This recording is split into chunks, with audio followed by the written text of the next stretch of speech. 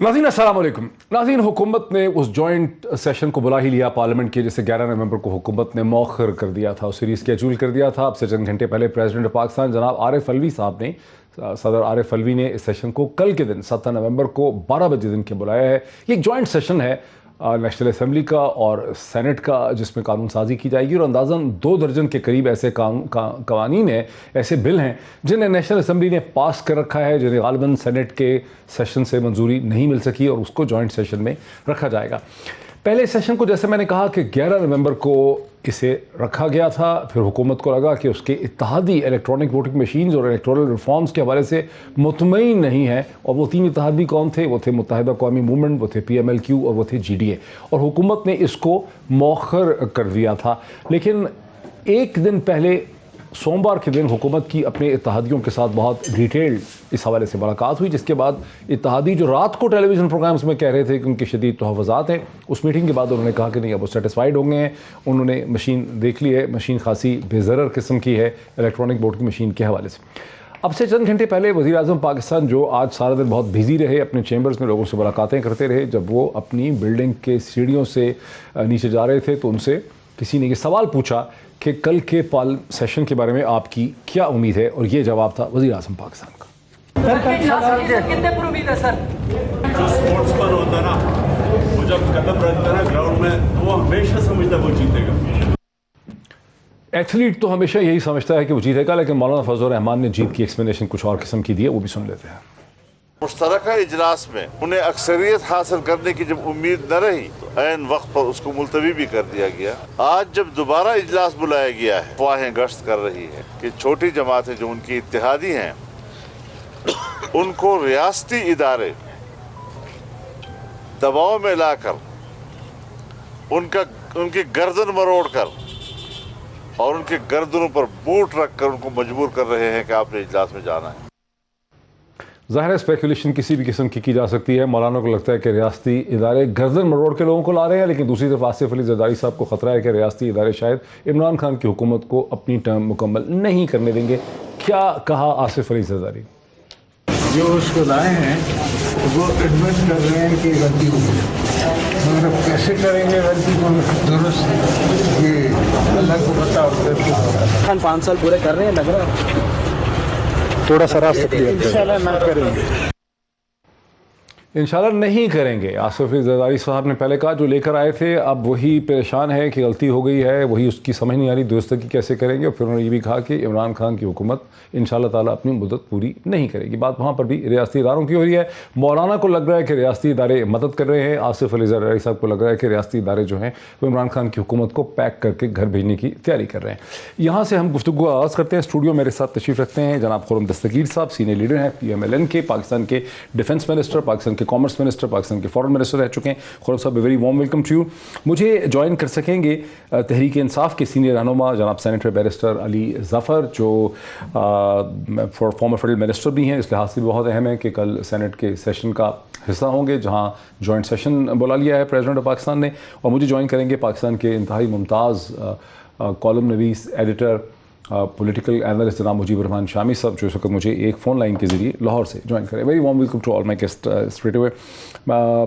ये खुर्रम दस्तगीर साहब, ये मौलाना को लग रहा है कि रियासती इदारे मदद कर रहे हैं जॉइंट सेशन के लिए, और आसिफ अली जरदारी साहब को लग रहा है कि रियासती इदारे इमरान खान की हुकूमत को घर भेज रहे हैं। ये एक ही रियासती इदारा है, 2 मुख्तलिफ रियासती इदारे? ये रियासती इदारा तो एक ही है, जिसे हम मुक्तदरा भी कहते हैं। और ये मुक्तदरा जो है, मुक्तदरा स्प्लिट है फिर? हाँ, और मुक्तदरा जो है मुस्तकिल मदद से ज़्यादा वो बैसाखियाँ हैं जिन पर इमरान खान साहब खड़े हैं। दे द क्रचेस उनकी ना। तो कोई सेंस तो होगी ना कि कल मदद कर रहे हैं, कल ही ना करें मदद, फिर आगे गिराना है, अभी कल ही फारग करना? नहीं, उसका जो गिराने का तरीका है वो अभी आई थिंक फाइनल नहीं हुआ। अच्छा।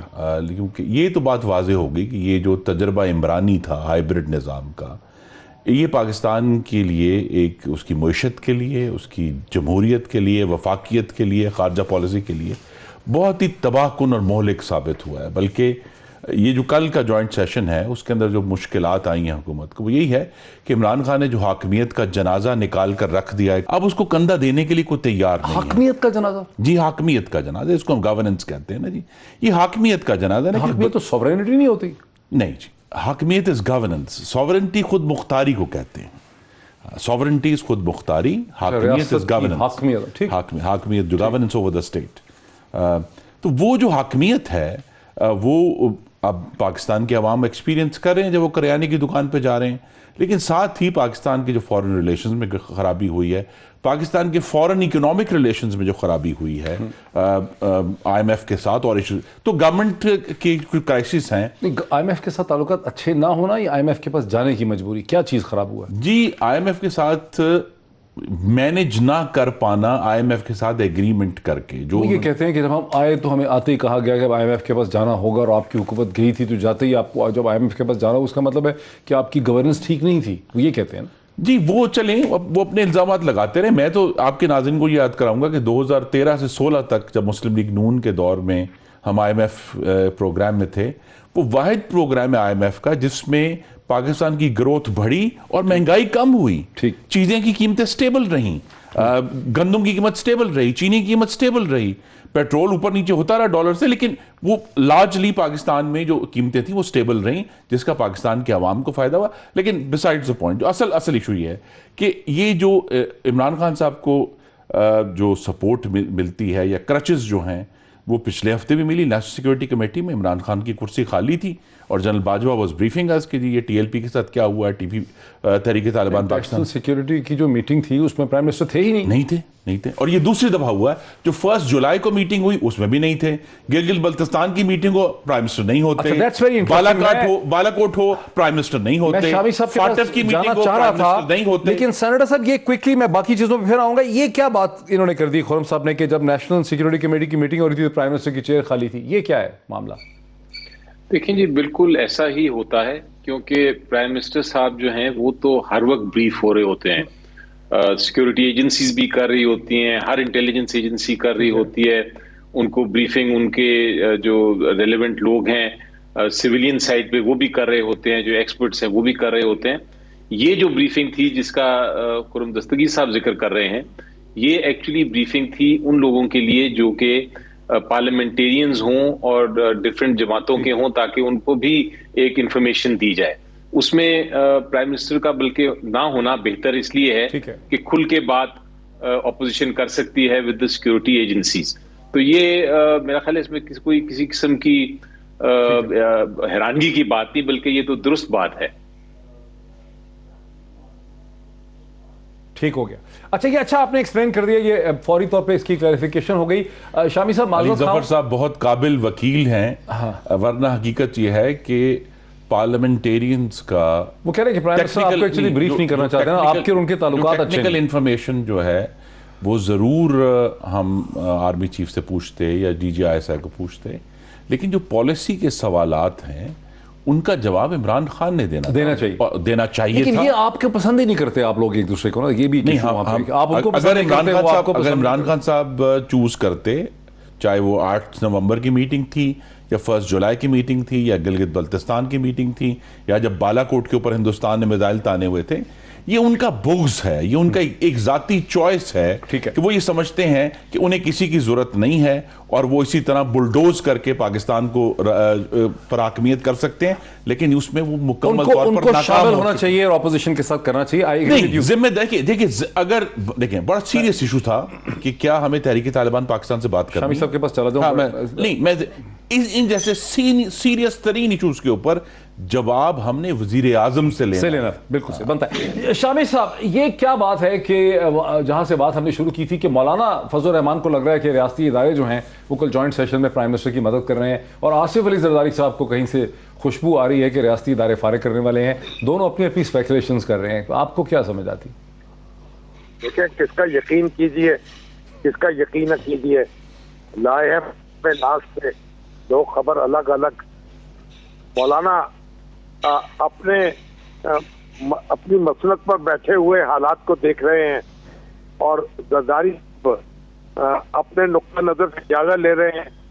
लेकिन बुनियादी बात यह है कि रियासती अदारे जो हैं उनको एक तरफ रख दें। ये तो इत्तेहादी हैं हुकूमत के, उनको जब भी अपोजिशन दबाव बढ़ाती है चांदी हो जाती है। ठीक है, वो अपने मुतालबात मनवाते हैं, कुछ पहले आंखें दिखाते हैं, फिर पहलू बदलते हैं, और फिर उसके बाद मामला तय हो जाता है।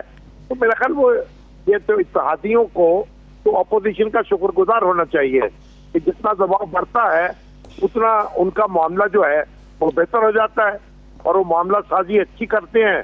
और ये सियासत में ऐसा ही होता है और पार्लियामानी पॉलिटिक्स में जब कोलिशन गवर्नमेंट होती है तो इसी तरह होता है। इत्तेहादी जो है वो जाहिर है कि उनको अपना मुस्तक़बिल जो है। आपकी क्या खबर है कि इत्तेहादियों को क्या सुंघाया इन्होंने सोमवार के दिन कि उन्होंने कहा कि मशीन देखी अच्छी लगी है, ये तो सादा सी मशीन है, बेज़रर है। उससे पहले वो मशीन के ऊपर ही था सारा मसला। क्या कुछ ले लिया इत्तेहादियों ने? देखिए, इत्तेहादियों ने बहुत कुछ लिया होगा। कुछ तरक्याती मंसूबे मंजूर करा रही हो, कुछ वादे ले लिए होंगे, कुछ फंड्स मिलने की उम्मीद पैदा हो गई होगी, कुछ मुलाजमतें मिलने की उम्मीद पैदा हो गई। यही सारा काम है जो होता है। आप देखें ना कि जो इत्तेहादी हैं वो अगर बगावत कर दें और परचम लेके खड़े हो जाएं और हुकूमत के खिलाफ वोट डाल दें, फिर उनके हिस्से में क्या आएगा?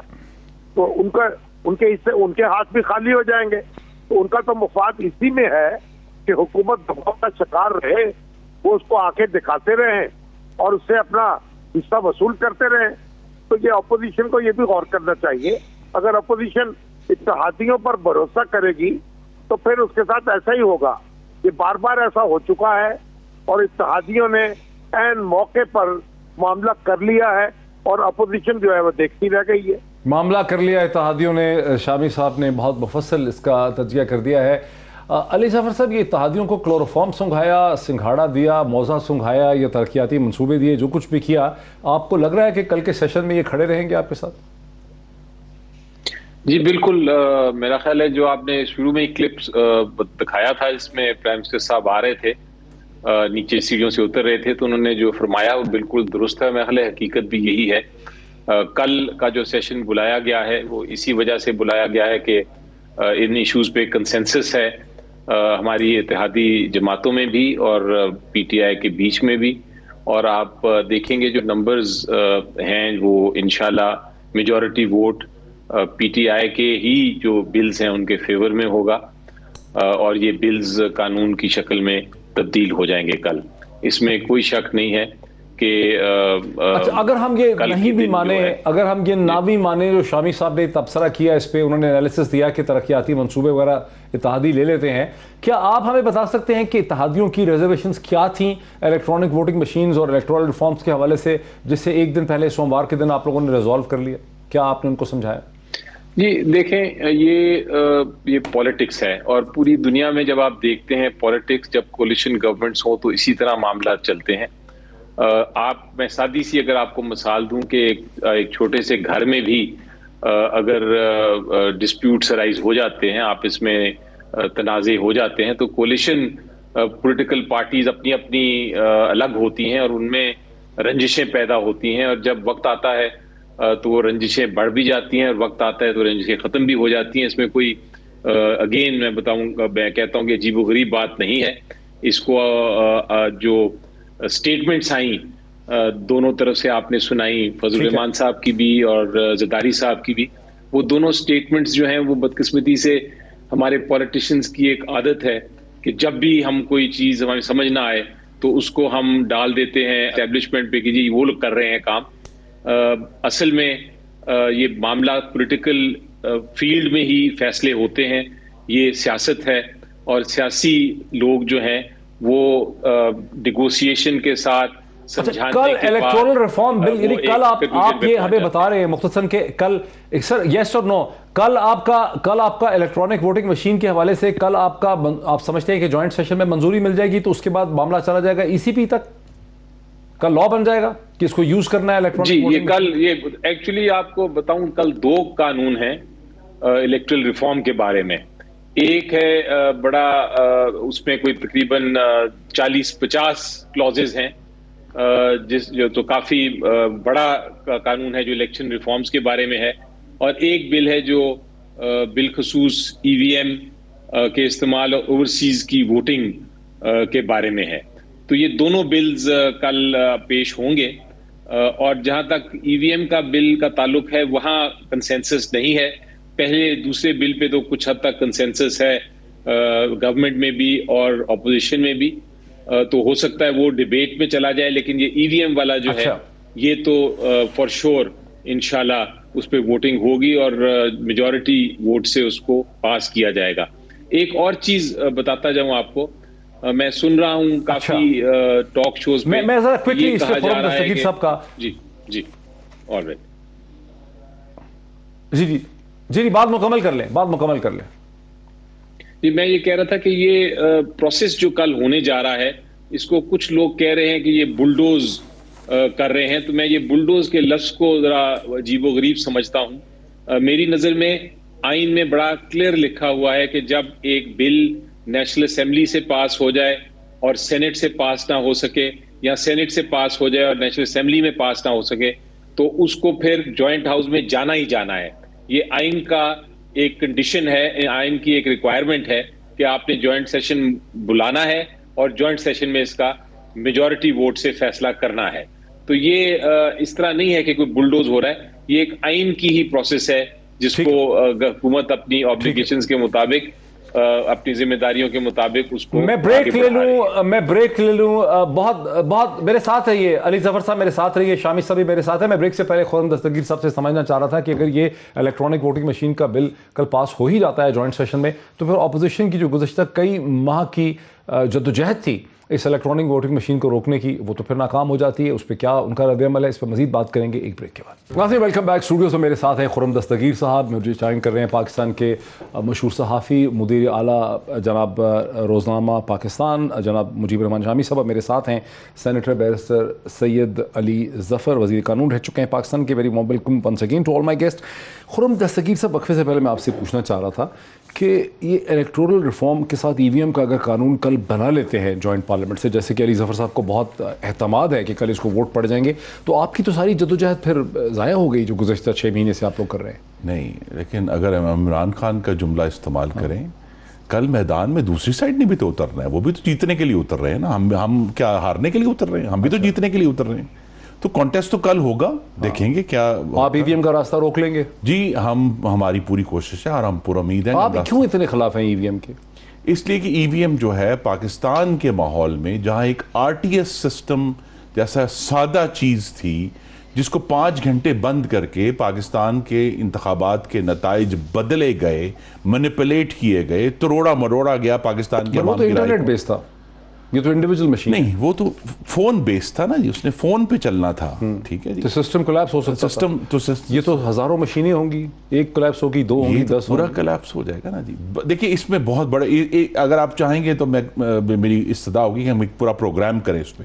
इसमें बहुत ज्यादा इश्यूज हैं जो इलेक्ट्रॉनिक, हुकूमत तो इलेक्ट्रॉनिक वोटिंग मंजूर कर सकती है ना, मशीन तो नहीं कह सकती कि ये अपनी बना के लाए सामने। ये बात आप जैसे अक्लमंद लोगों को, नाजरीन को बतानी चाहिए कि हुकूमत जिस मशीन को टीवी पर दिखाती रही है, हुकूमत उसको जबरदस्ती ठोस नहीं सकती, नाफिज नहीं कर सकती।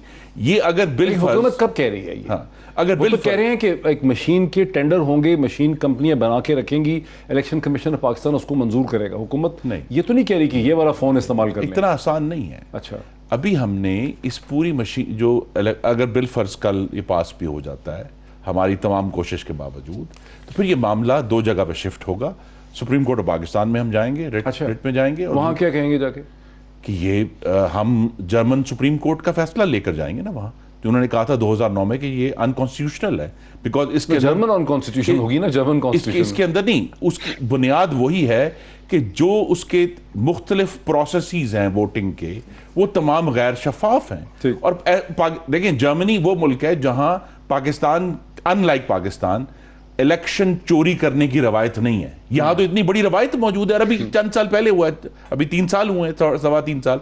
तो यहां जहां इस मुल्क में इलेक्शन चोरी होते हैं, हमारी तो राय है, तो वही बात है, अगर इमरान खान उतरा है नीचे तो हम भी तो उतरे। अच्छा, हमारी आप भी एक बात अगर आप मुझे इजाजत दे दें, सिर्फ ये इशू ये है कि पाकिस्तान के मुल्क में जहां मुक्तदरा की इतनी इन्वॉल्वमेंट और मुदाखलत रही है सियासत में, इलेक्शन से पहले, इलेक्शन के दौरान, इलेक्शन के बाद हुकूमतें बनवाने में, वहां इलेक्ट्रॉनिक वोटिंग मशीन एक और फैक्टर होगा जो पाकिस्तान की जमहूरियत को अंडरमाइन करेगा। शामी साहब, आप भी इलेक्ट्रॉनिक वोटिंग मशीन को अन इस्लामिक समझते हैं? अन इस्लामिक है। देखिए फिर साहब, ये गैर इस्लामी या इस्लामी का मसला नहीं है। मसला ये है कि ये जो भी इलेक्टोरल रिफॉर्म्स होनी है, जो भी मशीन का इस्तेमाल होना है, इसको आप इस पर आप कंसेंसस पैदा करें। और देखिए, ये मामला बुलडोज करने का नहीं है, या आप कंसेंसस कैसे पैदा करेंगे? आप क्या सजेस्ट करते हैं, कैसे करें कंसेंसस पैदा? ऑपोजिशन के साथ बैठें, उनके तहफ़्फ़ुज़ात दूर करें। आप जो मीडिया के अदारे हैं, जो ये टेक्नोलॉजी के अदारे हैं, उनको भी बुलाएं, उनको कन्विंस करें, बताएं। तो इसी तरीके से अगर अपोजिशन का नुक्ता नजर गलत है, आप उसको वादे करें उसकी गलती को, और एक कंसेंसस क्रिएट करें, एक दबाव भी डालें। तो एक तरफा बात जो है, देखिए सिस्टम में जो रिफॉर्म्स आप लाना चाहते हैं, उसके लिए एक तरफा कानून साजी मुनासिब नहीं है।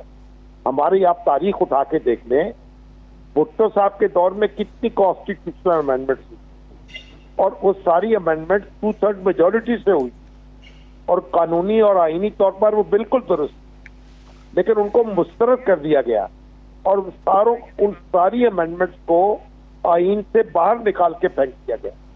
तो आप ऐसा ना करें।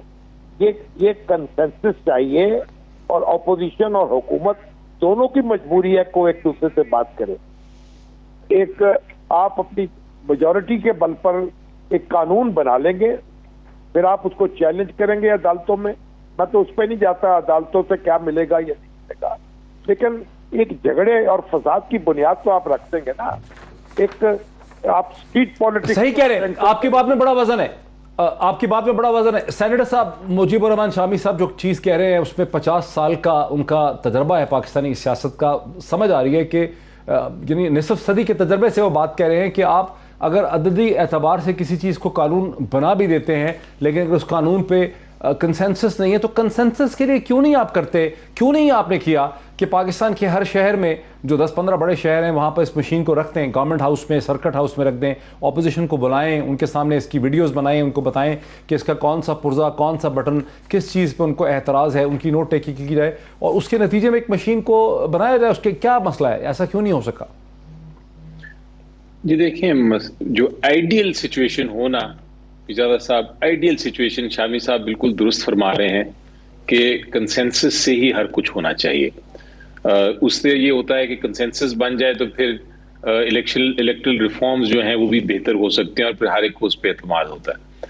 मेरा भी यही व्यू था, और मैं काफ़ी प्रोग्राम्स में यही व्यू अपना कहता रहता था कि ये ज़रूर ऑपोजिशन जो है ओपन है, और इस पर हमें भी चाहिए हुकूमत को कि उनके साथ बैठ के इसके बारे में बात की जाए और समझाया जाए।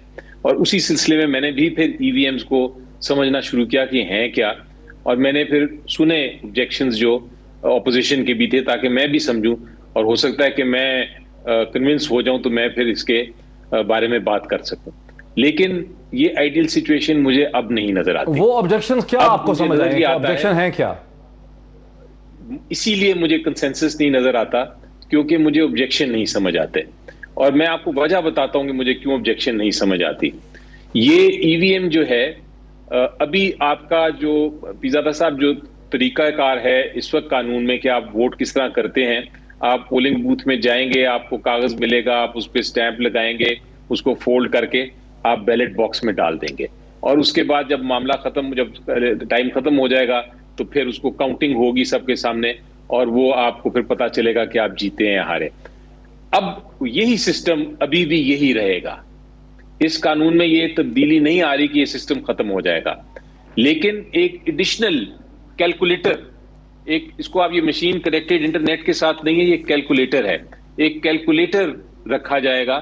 तो आप जब वो बैलेट बॉक्स डालेंगे, बैलेट बॉक्स में डालेंगे कागज, उसके साथ ही आप एक बटन दबा के तो अपना, या उसको ही स्कैन करके, वो जो भी machine election commission of Pakistan को बेहतर लगती है उसको करके उसमें भी रिकॉर्ड कर देंगे, ताकि वो एक वेरीफाइबल, एक डबल चेक हो जाए। तो अब मैं सबसे ऑपोजिशन से बड़ा पूछता रहता हूं कि आप मुझे ये बताइए कि ये डबल चेक में क्या मसला हो सकता है?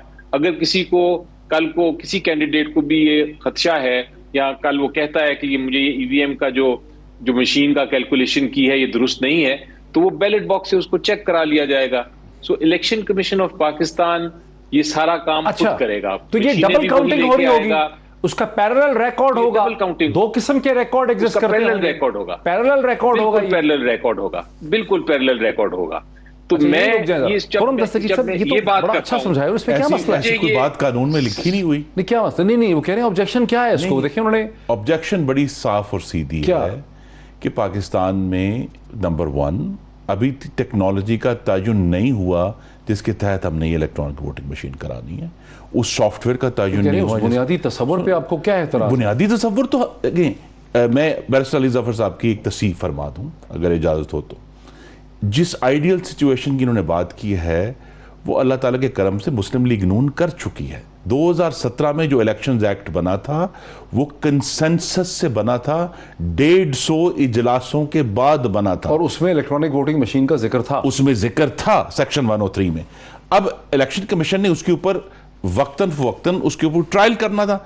अब जो हमें ऑब्जेक्शन है वो ये है, टेक्नोलॉजी को कोई नहीं रोकता, टेक्नोलॉजी ने, पाकिस्तान ने आगे जाना है, टेक्नोलॉजी ने भी आगे जाना है, लेकिन इशू ये है कि एक ऐसा मुल्क जहां आज तक एक यूनियन काउंसिल का इलेक्शन इलेक्ट्रॉनिक वोटिंग पर नहीं हुआ, आप 22 करोड़ पाकिस्तानियों का इलेक्शन बैक वक्त, जिसकी टेक्नोलॉजी का तयन नहीं है, सॉफ्टवेयर का तयन नहीं है, जिसकी चेन ऑफ कस्टडी के बहुत बड़े इश्यूज उठेंगे जब मशीनें आएंगी, उन मशीनों के वक्त पे क्या उनके पर जो है पावर अवेलेबल होगी, क्या उनकी मेल फंक्शन के क्या इश्यूज होंगे, और उसके बाद क्या इलेक्शन कमीशन के पास 10 लाख लोग हैं जो ट्रेन होंगे। और पाकिस्तान में आपने जहां लसबेला में भी इलेक्शन होना है, सिर्फ इस्लामाबाद में तो इलेक्शन नहीं होना ना, लसबेला में इलेक्शन होना है, मर्दान में इलेक्शन होना है, हमने गुजरावाला में इलेक्शन कराना है, तो लोगों को यह बताना है। तो दूसरे ममालिक को 20-20 साल लगे हैं, यहां बैक वक्त आप ठोस कर एक इतना बड़ा जनरल इलेक्शन ईवीएम से नहीं करा सकते। शामी साहब एतराज है। शामी साहब, इससे पहले कि मैं सेनेटर साहब के पास जाऊं, आप इसको कैसे हल करेंगे इस चीज को कि इलेक्शन कमीशन ऑफ पाकिस्तान ने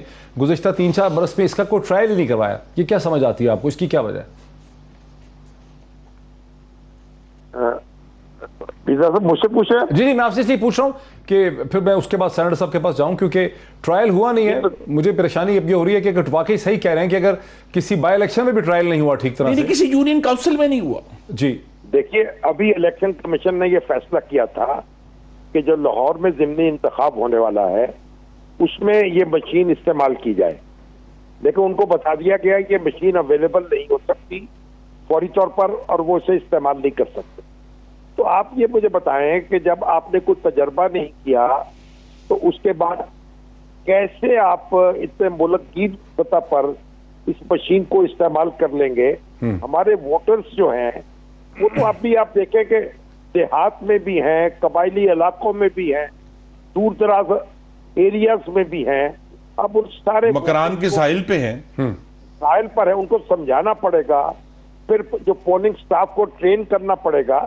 ये इसको अगर आप फैसला भी कर लें कि हमने ये मशीनी वोटिंग करानी है, उसके लिए भी आपको एक वक्त लगेगा, एक तजर्बा करना पड़ेगा। पहले एक हल्के में, 2 हल्के में, 3 हल्के में, तो पहले आप तजर्बा कर लें। कोई लोकल बॉडीज के इलेक्शंस में उस मुकामात पर ये करा के देख लें। ये कैसे हो सकता है कि इतने बड़े पैमाने पर आप ये तब्दीली ले आए? ये अमली तौर पर मुमकिन नहीं है। सर ठीक है, सही है, ठीक है, ये बिल्कुल सही है। सेनेटर साहब, पायलट प्रोग्राम कोई नहीं हुआ, करप्शन नॉन करप्शन से हटके जो इशू सामने नजर आता है कि अवाम नाखानदा है, इतने पढ़े लिखे, इतने लिटरेट नहीं है, टेक्नोलॉजी से इतने वाकिफ नहीं है, और मशीन बगैर किसी टेस्ट एंड ट्रायल के अगर बाई इलेक्शंस में इस्तेमाल नहीं हुई है, यूनियन काउंसिल्स में इस्तेमाल नहीं हुई है, तो जनरल इलेक्शंस में भला कैसे इस्तेमाल कर पाएंगे? जी, ये एक इतराज उठा था, बिल्कुल इलेक्शन कमीशन ऑफ पाकिस्तान ने भी ये इतराज उठाया था, और वो इतराज बिल्कुल मुख्तलिफ था। वो प्रैक्टिकल, वो ये नहीं था कि उससे कोई धांधली होगी या कोई ऐसी बात होगी। वो ये इतराज था कि हम किस तरह इसको प्रोक्योर किस तरह करेंगे और ट्रेन किस तरह करेंगे। उसके ऊपर जो मेरी जहां तक इतला है, और जो चूंकि मैं पार्लियामेंट्री कमेटी का मेंबर भी रहा हूं, तो वहां आए थे लोग जिन्होंने जो ये मशीनें बनाते हैं और दुनिया भर में भेजते हैं। उन्होंने कहा था कि हमें सिर्फ 7 से 8 या मैक्सिमम 9 महीने लगेंगे इन चीज़ों को मैन्युफैक्चर इस तादाद में लाने के लिए, और हमारे मुताबिक 2 साल का पीरियड जो है नेक्स्ट इलेक्शन तक वो सफिशिएंट है, वो काफ़ी है मुद्दत जिसमें आप अपनी जो स्टाफ है उसको भी ट्रेन कर सकते हैं। और इसके अलावा एक और भी मैं आपको चीज़ आगे बताता चलूँ कि जब एक बार आप, सबसे पहला स्टेप होती है कानून साजी। एक बार आप कानून साजी करके ये कह दें और उनको इक्विप कर दें कि आपने ये करना, रूल्स एंड रेगुलेशंस कि वो किस किस जगह करना है, कितना करना है, किस तादाद में करना है, कैसे उसके सारे rules and regulations election commission of Pakistan ने ही बनाने हैं कानून के तहत। कानून तो बड़ा सिंपल 2 लाइनर है। वो सिंपली ये कहता है कि इलेक्शंस में ईवीएम मशीन्स का इस्तेमाल होगा। अब वो इस्तेमाल किस तरह होगा, कैसे होगा, किस जगह होगा, उसके सारी detail election commission of Pakistan पे आईनी तौर पे छोड़ दी गई है ताकि इलेक्शन कमीशन ऑफ पाकिस्तान उसके फैसले करे। तो ये कहना कि आप पहला कदम ही ना लें, कानून साजी ही ना करें, क्योंकि ये हो ही नहीं सकता, तो इस तरह तो हम पिछले 10 साल से इसी तरह बैठे हुए हैं। और ये दुरुस्त फरमा रहे हैं दस्तगीर साहब कि पिछले जो इलेक्शन जो कंसेंसस से हुआ था उसके अंदर ये कहा गया था इलेक्शन कमीशन को कि आपने ये ट्रायल करना है, और मकसद उसका यही था कि वो उसको, चूंकि 10 साल का पीरियड था, और लेकिन वो ट्रायल नहीं हो सका। ब्रेक मैं ले लूं, लेकिन वो ट्रायल नहीं हो सका। ट्रायल नहीं हो सका। इस पर मज़ीद बात करते हैं एक ब्रेक के बाद। नाज़रीन, वेलकम बैक। कल पार्लियामेंट का जॉइंट सेशन बुला लिया गया है। प्रेसिडेंट पाकिस्तान ने 12 बजे जॉइंट सेशन बुलाया। इस जॉइंट सेशन में जहां 2 दर्जन के करीब बिल रखे जाएंगे जॉइंट सेशन की मंजूरी के लिए, जहां सेनेट भी है और नेशनल असेंबली भी है, वहाँ सबसे ज़्यादा बड़ी जो बहस है वो इलेक्टोरल रिफॉर्म के हवाले से है। और इलेक्टोरल रिफॉर्म के अंदर जो सबसे बड़ा इसका न्यूक्लियस है उसका ताल्लुक इलेक्ट्रॉनिक वोटिंग मशीन से है। ब्रेक से पहले हमने ये सुना कि इलेक्ट्रॉनिक वोटिंग मशीन का कोई पायलट प्रोजेक्ट तो ईसीपी ने किया ही नहीं। अगर यूनियन काउंसिल तक में इसको इस्तेमाल नहीं किया गया तो भला इसे एक ऐसी मुल्क में जिसमें बहुत बड़ी नाख्वानदा आबादी है, इलिटरेट है, उसमें एक जनरल इलेक्शन में कैसे इस्तेमाल किया जा सकता है। यहीं से बात का मैं आगाज़ करता हूँ। आप कुछ कहना चाह रहे थे? जी, मैं ये कहना चाह रहा हूँ कि देखिए, एक तो है थ्योरेटिकल केस, तखयलाती केस जो हमने डिस्कस किया। अब आए ज़मीन के ऊपर हकीकत क्या है। और ज़मीन पर हकीकत यह है कि इलेक्शन कमीशन ने चंद दिन पहले डस्का इलेक्शन की रिपोर्ट एक इशू की, और उसमें जो उसका ईवीएम से क्या ताल्लुक? सुने, जो वही तो मैं कह रहा हूं, जो बीमारियां उसके अंदर पॉइंट आउट हुई हैं, abuse of state authority, kidnapping of presiding officers, abuse of state resources, harassment of voters, slowing down of by force voting process, क्या इनका इलाज है ईवीएम में?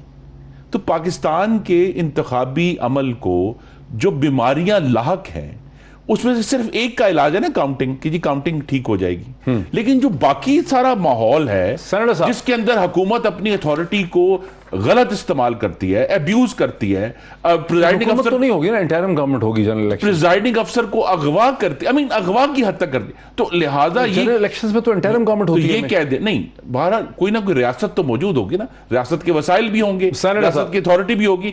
तो ये कह देना कि जी ईवीएम सारे मसाइल का हल है, ईवीएम सारे मसाइल का हल नहीं है। तो असल इशू ये कानून की अमलदारी जिसके लिए ईवीएम जरूरी नहीं है। लेकिन आप लोगों ने खुद ही कंक्लूड किया है कि रियासत तो खिलाफ हो चुकी हुई है इमरान खान की। नहीं, मौलाना फजल रहमान पीडीएम के सबसे इम्पोर्टेंट शायद खिलाफ हो चुकी है, लेकिन रियासत, तो रियासत क्या है यहाँ पे? जी, रियासत के बारे में वो तो उस वक्त पता चलेगा क्या हालात होंगे। सेनेटर साहब, बड़ी कंफ्यूजन है, कुछ मदद फरमाएं जनाब सेनेटर साहब। जी, इसमें जो कुछ आपने किया उसके बाद ईवीएम उसका हल कैसे है? नहीं, देखें ईवीएम हल है एक बहुत मैसिव किस्म की जो ऑब्जेक्शन होती है और हमेशा होती रही है, वो है कि आप जब पोलिंग खत्म हो जाती है तो आप बैलेट बॉक्सेस में तब्दीलियां करते हैं, स्टफिंग करते हैं, चेंज करते हैं। ये एक, और इससे हमारा जो इदारा इलेक्शन कमीशन ऑफ पाकिस्तान का, इसको भी नुकसान होता है, जमहूरियत को भी होता है। उस चीज का इलाज है ये कि आपको एक डबल वेरिफिकेशन मिल जाती है, एक डबल चेक मिल जाता है। लेकिन बाकी चीजों का इलाज, लॉ रिफॉर्म, बिल्कुल उसमें बहुत सारी चीजें हैं जो सजेस्ट करें ऑपोजिशन आके, आप बताइए, हम उसको जरूर इनकॉर्पोरेट करेंगे, क्योंकि 2017 में भी कोशिश की गई थी कि इस तरह के इश्यूज ना हो। ये मसाइल जो हैं उसका हल लॉ रिफॉर्म से ही हो सकता है और इलेक्शन कमीशन ऑफ पाकिस्तान को स्ट्रेंथन करने से। मैं सिर्फ एक चीज कहना चाह रहा था पीज़ादा साहब, जो एक सवाल, जो इशू आया कि जी 2 साल बड़े कम हैं, आपको मैं कुछ तारीख में लेके जाता हूँ। आपको याद है जब पाकिस्तान का एटॉमिक प्रोग्राम शुरू हुआ था, उस वक्त हमारे पास ना तो दौलत थी, ना हमारे पास वसाइल थे, ना हमारे पास साइंसदानों का जखेरा था, बल्कि जो बाहर के ममालिक थे वो सब कोशिश कर रहे थे कि न्यूक्लियर प्रोग्राम नाकाम रहे। उसके बावजूद हमने न्यूक्लियर प्रोग्राम जैसी हमने प्रोग्राम में कामयाबी की, न्यूक्लियर एसिड्स बनाए, एटम बॉम्ब बनाया। तो ये तो छोटी सी कैलकुलेटर है, इसके लिए 2 साल बहुत टाइम है मेरी नजर में। ये कोई इतनी ये कोई कनेक्टेड टू इंटरनेट या कोई बड़ा हाईली टेक्नोलॉजिकल कोई मशीन नहीं है। ये एक वोट की कैलकुलेशन या स्कैन करने की मशीन है। तो इसमें कोई हमें कम से कम पहली स्टेप लेनी चाहिए और कोशिश करनी चाहिए कि हम ये इसको मुकम्मल कर लें। हो सकता है ना हो सके, लेट अस अज्यूम एक सेकंड के लिए कि प्रैक्टिकली ये नहीं हो सका, तब पार्लियामेंट वापस बैठ के इस कानून को तब्दील भी कर सकता है। सो पार्लियामेंट का ही इख्तियार है इसको कानून बनाना, और पार्लियामेंट ही देख सकता है इसको कि हमने आगे जाके क्या करना है। लेकिन फिलहाल ये कहना कि हम कर ही नहीं सकते, ये एक शामी शिकस्त है। साहब, क्या आपने वो किताब भी पढ़ी होगी, क्रिटिकल मैथ्स, उसमें कहा गया है और ये दुनिया मानती है, उस किताब में लिखा है कि Pakistan is an exceptional nation.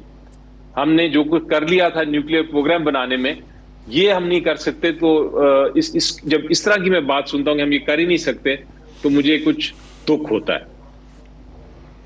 ठीक, शामी साहब, सेनेटर साहब ने अपना केस प्रेजेंट किया है, आप कन्विंस हुए? क्या सेनेटर साहब अपने आपको कन्विंस करने में कामयाब हुए?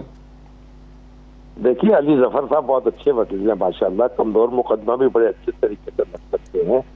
तो मुकदमा कमजोर है? देखिए, बुनियादी बात यह है कि ये सिर्फ बनाना नहीं है, इस मशीन को आजमाना भी है। अब आप बलदियाती इलेक्शन में आजमाएं, लोगों को आहिस्ता आहिस्ता इसके लोगों की समझ में ये बात आएगी, और ये बातें इलेक्शन कमीशन पर छोड़ दें, क्योंकि इंतखाब कराना इलेक्शन कमीशन की जिम्मेदारी है। तो इलेक्शन कमीशन फैसला कर ले, अगर वो तैयारी कर लेगा, उसको एतमाद हो जाएगा, तो इसको वो अडॉप्ट कर लेगा। आप उसकी इलेक्शन कमीशन की कटपट्टी पर पिस्तौल क्यों रखना चाहते हैं? ये बात समझ से बालतर है। अच्छा, ये सेनेटर साहब क्विकली जरा ये बता दीजिए कि आपकी हुकूमत है अगस्त 2018 से 3 बरस गुजर गए, 3.25 बरस गुजर गए, क्या वजह है कि आप इलेक्शन कमीशन को कन्विंस ही नहीं कर पाए कि इसका एक पायलट प्रोग्राम करते रहे, बाई इलेक्शन में इस्तेमाल करते रहे आगे पीछे की, क्या वजह? जी देखिए, सबसे पहले कानून को नाफिज करना है, और वो कानून को कंसेंसस डेवलप करते करते बहुत वक्त गुजर गया। मुझ जैसे लोग भी जो कंसेंसस में यकीन रखते हैं और उनका एक बिलीफ है कि होना चाहिए, हमने भी गिव अप कर दिया है कि ये कंसेंसस इस पॉइंट पे नहीं मुमकिन नजर आ रहा। तो अब वक्त आ गया है, अब सेनेट में भी वो पास नहीं हो सका कानून, और अब हम इंशाल्लाह इसको जॉइंट सेशन में आइन के मुताबिक लेके आ रहे हैं। तो ये ताखीर है जरूर। अच्छा, मेरा एक लास्ट वर्ड, आपका कहना यह है कि एक दफा कानून बन जाए, उसके बाद इसकी मैसिव टेस्टिंग हो सकती है? आप क्या कह रहे हैं कि एक दफा कानून बन जाए तो फिर मैसिव टेस्टिंग, पायलट प्रोग्राम्स हो सकते हैं? मैसिव टेस्टिंग भी हो सकती है, ट्रेनिंग भी हो सकती है, और जिस तरह मैंने कहा कि इसको इलेक्शन कमीशन, शामी साहब बिल्कुल दुरुस्त फरमा रहे हैं। मेरी नजर में कानून ने इलेक्शन कमीशन ऑफ पाकिस्तान को उनके ऊपर किस तरह इसको टेक्नोलॉजी को इस्तेमाल करना है, उस किस्म की कोई कंडीशन नहीं लगाई। इलेक्शन कमीशन ऑफ पाकिस्तान को एक टास्क दिया गया है कि आपने इलेक्ट्रॉनिक वोटिंग को इंट्रोड्यूस करना है इलेक्शन में। अब वो किस तरह करते हैं, कैसे करते हैं, वो आइन के तहत भी, कानून के तहत भी इलेक्शन कमीशन ऑफ पाकिस्तान ने फैसले करना है। यही रुक जाए, एक मिनट है। कानून बनेगा तो फिर टेस्टिंग मैसिव लेवल पे शुरू होगी, फिर वो नया फेज शुरू हो जाएगा कि ये चीज़ ठीक नहीं है, ये बटन ठीक नहीं है, मशीन ठीक नहीं है। इमरान खान की जो फॉसिस्ट गवर्नमेंट है, ये इस्लाहात नहीं चाहते, ये करामात चाहते हैं। जिस तरह आरटीएस की करामात हुई ना, इसीलिए इन्होंने आज तक, और वो कहते हैं आरटीएस उनके खिलाफ बात की, मैं खुलकर बात कर, आज तक कंसेंसस क्रिएट करने की इस हुकूमत ने 1 सेकंड भी कोशिश नहीं की। ये बिल पेश हुआ था अक्टूबर में, फिर 2.5 महीने इजलास नहीं हुआ, जनवरी में आके इजलास हुए 2021 में।